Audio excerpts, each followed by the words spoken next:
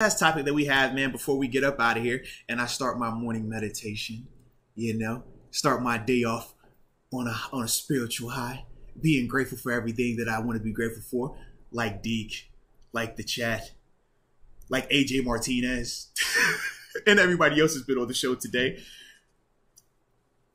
We continue to hear quarterbacks being linked to us. And now we're starting to get a little bit more information about the Steelers actually have an interest in some of these guys as well. 4 names realistically, and I think it's interesting with all 4 of them for various reasons. The 4 guys that continue to be linked to us in some capacity, right?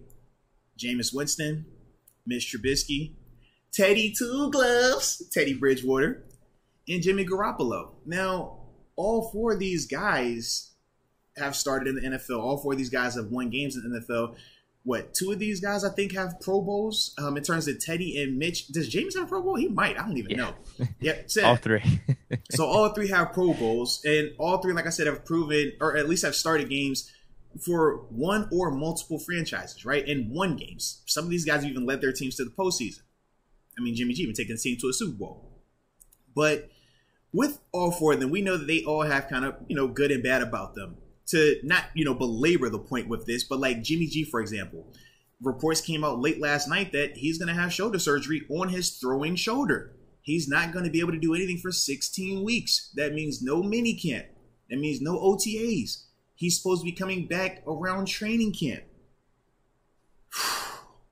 That's a major red flag to me. But we also know that, hey, he's already proven that with talent around him, he is a high-end game manager. He can take a team to a Super Bowl. He can have you in position in the NFC Championship game. Like, we've seen him do that. He's went to Lambeau and won multiple times now. We've seen this. So we can see that, he has some good about him, but this surgery on the throwing shoulder is a major red flag right now.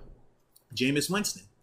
We've seen him throw for 5, can't have the 30 tutties, but we also seen the 30 interceptions. We know that he's coming off an ACL injury, but at the same time, he was starting to look really good in New Orleans before he got hurt. He looked like he was starting to put it all together. The LASIK was helping him. But once again, we know at times, man, he can turn that ball over at a high clip. Mitch Trubisky, mixed bag, right? If you have him with an elite offensive coordinator like how he had in Buffalo, we saw he looked really, really good. That's why you even got Todd Haley coming out saying, hey, man, I like this Mitch Trubisky guy, But we've also seen him without a high-end coordinator, without high-end talent around him, and he struggled at times. And we still have question marks around Matt Canada in terms of how good he can be as a coordinator for us. So it's like I see the pros and cons with him. Teddy Two Gloves. Well, I love Teddy because it's Teddy Two Gloves. But at the same time, he's proven to be inconsistent at times. He can be a game manager and can get the job done, but we also seen where, hey, man, if he's not 100% healthy or if his talent around him isn't playing to the level they need to, he struggles. We saw that in Denver. All of these guys, I think, have some good about them. All of these guys I can point to and say, yeah, man, I wouldn't hate, if they were our quarterback. But I do think with all of those guys, the contract really, really matters. And I do think that the talent around them matters as well. Yeah. That's why I think the Mason option looks really good whenever you start talking about those guys and potential contracts. But my thing is, with all 4 of those guys that we named, if we take the contracts away, do we feel like just apples to apples? Do we think that any of those 4 guys are better than Mason or Dwayne Haskins right now? Right now, yeah, I would go, yeah. Jameis, obviously. Mm-hmm. And you could even bring up careers. I mean, all of them have had more successful careers than Mason or Haskins. Yeah. But if you're talking about going into next season, I don't necessarily know if they're going to be better. I mean, and if they are going to be better, I don't think it's worth the contract number and difference of better. Cost, yeah. And for me, the guy that, I was high on was Jimmy G, just because I said, man, I think that he is a more finished product of what a Mason could be. But knowing that he's not going to be participating in OTAs, in minicamp, he's going to be recovering and coming back at the start of training camp, and that's best case scenario, that doesn't make me feel good. I want my quarterback to be the leader. I want my quarterback to get all those reps. I want my quarterback to work with Matt Canada, and they come up with the plan that works best for them. You can't do that if he's recovering. You can't do that if he's on the sideline rehabbing. And that's the part where I'm just like, man, I don't know if I want to touch Jimmy G, even though I think now the market for him in terms of how much it would cost drastically goes down. I just don't know if he's going to be capable of giving us what we need next year, knowing that he's going to be behind the 8 ball all the way up till training camp. And that's best case scenario. And his contract's bad. Like, even aside from all that, I don't personally want him because of that contract. Now, I don't know how much the 49ers would have taken on, but still, like, thought of Jimmy G at a contract in the double digits. Yeah. It's like, bro, okay, all of a sudden now we're adding that contract with Mason's 5, and that's taking up maybe $20 million in our cap space for 2 guys. One of them's not going to see the field, and I'm not even sure how much better Jimmy G is going to be than Mason next year. Maybe it's a little bit, maybe it's not. That's the thing. That's the thing I still like about Mason. We just don't know. It's just a little bit of that uncertainty. That's all. And that's why I don't want Bridgewater, because, bro, if we're going to get him for maybe even Mason's contract, $5 million, I don't know if he's going to want that just because he has been a starter in the league. He might want more. I'll just go with Mason because I think Teddy Bridgewater is limited. We already know what he is. What about Jameis Winston? Jameis I think they said he's back got running the too. upside. He fresh off the ACL, but he's back running. They said he just started doing that, so we know in some capacity we would have him available in minicamp and the OTAs. Not maybe to the full extent, but in some capacity he'll be available to us. That's a little bit more intriguing to me than, you know, the Jimmy G scenario where we're not going to have him at all. And obviously we know Jameis is going to be cheaper as well, just based on the contract that he was coming off of and the injury. So numbers-wise, I think that can make sense because you have the productivity there, but it's more of a risk because he's coming off injury. We haven't seen him do a full 17-game schedule as a more mature quarterback with, you know, a little bit more reserve instead of having the 30 interceptions. Like, 30 tutties is great. 5K passing is great, but 30 interceptions makes you throw up. Like, we don't want that part, you know? And that's what I'm trying to do. And he was looking a lot better with the Saints. He definitely was. But like I said, it was a small sample size. We didn't get a full season of that. We got a couple of games of it, but not the full year. So how do we know? Yeah, the thing with Jameis that I like about him versus the other quarterbacks is just because I do think he's better than Mason. I would rank him the best out of the bunch. Okay. But then you also add that he does have the upside and potential still, too, being the first overall pick. You know, he's got a cannon of an arm. So he could low-key, for a good 4 or 5 year stretch, become a franchise guy for you. Yeah. Now, very true. And that would give you that longevity or at least that piece at quarterback like you was talking about earlier. Potentially. Yeah. The problem with him, though, and this is why I'm starting to really like this Mason option, is he's going to probably want at least $10 million. So is he going to be better than Mason next year? Probably. Yeah, but how much better? Is it worth a Stephon Gilmore contract? Put it like this. I think if Jameis is fully recovered, I think that he's way better than Mason next year, honestly. I personally do. I think that Jameis, Mason doesn't have a season to even – I haven't seen Mason do close to what a Jameis has done. I know. That's my thing. So it's like, trust me, I remember that 2019 season. Yeah, dude. If Jameis is healthy, man, I'm not even debating that. Like, it's Jameis over Mason. It's not even a thought to me. But I like I said, we're just having to see it. We know he's coming back from the ACL, and I get that. And like I said, at quarterback, it doesn't really make me as nervous. We saw Joe Burrow come back from it. It's not the same as, like, you know, when you're talking about position players, like a wide receiver, running back, linebacker, where they have to actually like do a lot more cut and hard pressing and stuff like that. We know the quarterback position, they don't get hit as often, right? They don't have to do as much, of the mobility stuff. And for Jameis, that's not a big part of his game. Can he run? Yeah, he can run. But he's not a running quarterback. He's not a mobile quarterback in that vein. Nah, but we know he's a true, legitimate quarterback that can sling that rock when he wants to. And that's the part for me where I'm like, man, yeah, if he's available and you could get him on a deal where you like the number on it, why not? Because I do think that he would be a clear cut ahead of Mason and Haskins. Whereas the other guys, we can't really say that right now. Okay, so that is the question. You answered it for yourself, but like if I put it to you this way, is Jameis worth basically like a Stephon Gilmore contract? So say we get Jameis, and only one of those players are playing then between Jameis or Mason, unless we cut Mason. I don't know how that's going to work or how much dead cap we would have with him like that. But if we add Jameis, that means we don't get maybe an Eric Kendricks or a Stephon Gilmore on defense. Well, is that worth it to you? Well, yeah, because I put more of a premium on quarterback. Isn't that what we've been saying, right? We always say it's a quarterback league. Yeah. Is it not a quarterback league? See, that's the thing. If it was Russell Wilson, I'd feel up. If it was Russell Wilson, Aaron Rodgers, one of the franchise guys already, I'd feel better about it. But it's just because we just have a little bit more uncertainty with Jameis still. That's true. All. But I just think that Jameis is closer to. We can put it like this: we can see Jameis taking that step. We can see Jameis taking a step to go there way sooner, and that's way more realistic to us than we can think of Mason taking that step right now. You're right, and that's why for me, if I can get a Jameis who I think can tap into that, if he cuts down his if he just had 15 interceptions that 30 year, bro. If that was 5,000 passing, 30 tutties, and 15 picks, bro, we are not talking about Jameis negatively at all. It was the 30 touchdowns with the 30 picks, and that's why we're like, that's not so nice. So for me, you cut them picks down, which he was already showing growth in.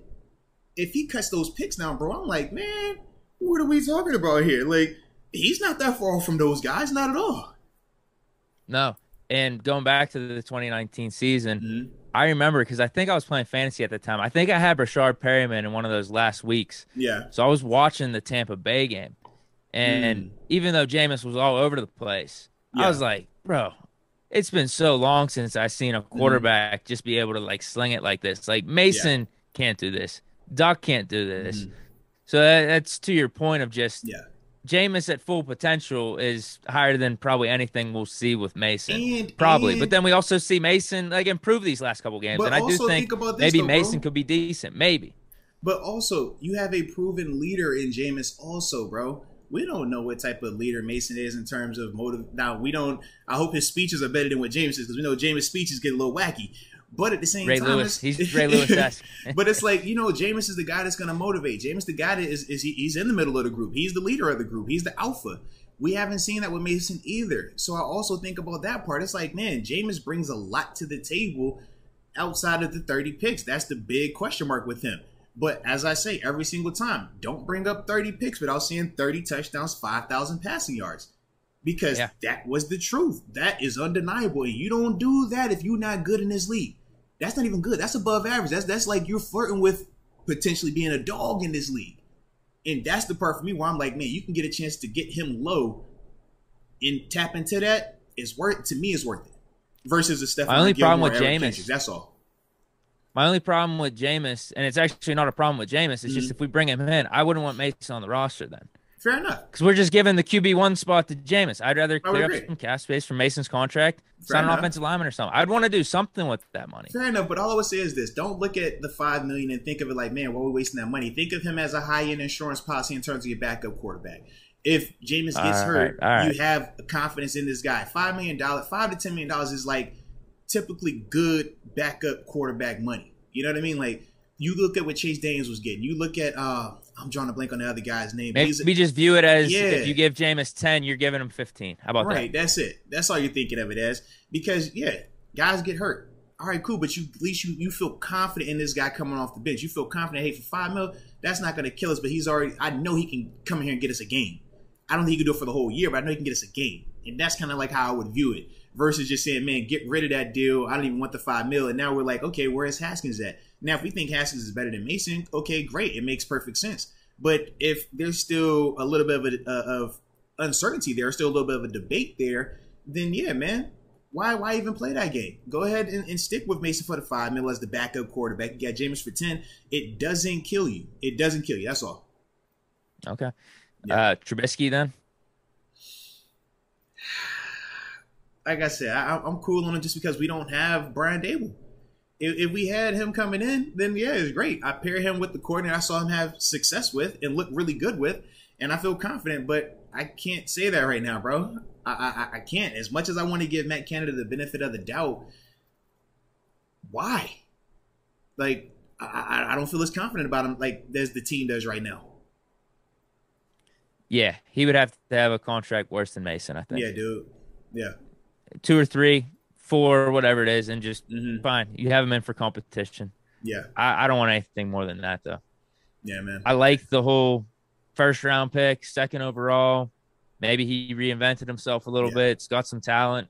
But outside of that, I mean, I feel like we have a dude like Trubisky and Mason on the roster. Now, he's not as mobile as Trubisky. Right. Maybe he doesn't have the high-end talent as Trubisky, but still, yeah, I don't want to be wasting around here contracts for just competition. So if it's low, fine. I'm 100% for it. Yeah. But we already have the high upside guy on the roster in Haskins, too. And we have to sit, and it's different because we know that Kevin Colbert wants this team to compete for a Super Bowl. So it's like, why meddle around with lower level guys when, you know, it's like, yo, if he's not going to be better than Mason, why play that game? Why even deal with that? Because we're going to need to use that money to get this guy, to get another guy, if we're sticking with this route. So that's just kind of how I look at it, right? Like, why waste time? Like, if we're going to bring in a guy, bring in a legitimate guy, man. Yeah, that's why I think Jameis would be the one scenario. It's like, okay, he's QB1. Yeah. He's QB1. He's better than all these guys. We're giving him a chance. He's part of the reason why we're going to make a little playoff run, part of the reason why we're going to be competitive. Whereas all the other ones, it's just now Jimmy G, obviously, if you did bring him in, he would be QB1. I just hate that contract because then now you're not going to be able to sign other guys. And then you brought up the injury too. Like, that's no good. Yeah, I don't want to pay Jimmy G that, and I don't. It's no guarantee I'm gonna have him week 1. It's no guarantee he's gonna be ready by week 4. Like, it's the throwing shoulder too. I don't want to play that game. I'm good on that. Yeah, and then with Teddy and Mitch, I just don't even know if they're going to be better than Mason next year, to be honest with you. No, absolutely, man. That's kind of how I feel about him as well. For me, I'm Jameis. If not Jameis, then roll with, you know, Mason, Haskins, or draft a guy. Like, that's kind of where I ended. I think that's it, too, because now Mariota seems like a good fit for Canada, but is he competing with Mason? I think he should be. I think he would definitely need to. I don't hand him over those keys just because his name is Mariota. Nah, you're going to have to show me. So, yeah. So, Jameis is probably the one guy I'd say in terms of free agency that's out there that you would start, like, immediately. He'd be QB1. Absolutely. Outside of him, you're right. Like, I don't know. I don't want to mess with that. That's why that's why I keep mentioning the Mason contract, that whole scenario with the team building. It makes sense to me more and more. Now, if you wanted to go the Jameis route, like, that makes sense too. You're just going to be sacrificing maybe a dude for $10 million in free agency, like a Gilmore, Kendricks, whatever it is. But you know you have legitimate productivity right there, proven productivity, multiple locations as well. Yeah. So I think those are my kind of routes right now. Mason, team building. Sure, if you want to go Jameis. And outside of that, I'm not even sure if I want to draft a quarterback in the first round right now. I'd rather draft Linderbaum, center, lineman, someone that's going to help us immediately. Immediately, right now. Not a project, not a guy that we don't think is going to beat out Mason right away, at least. You know.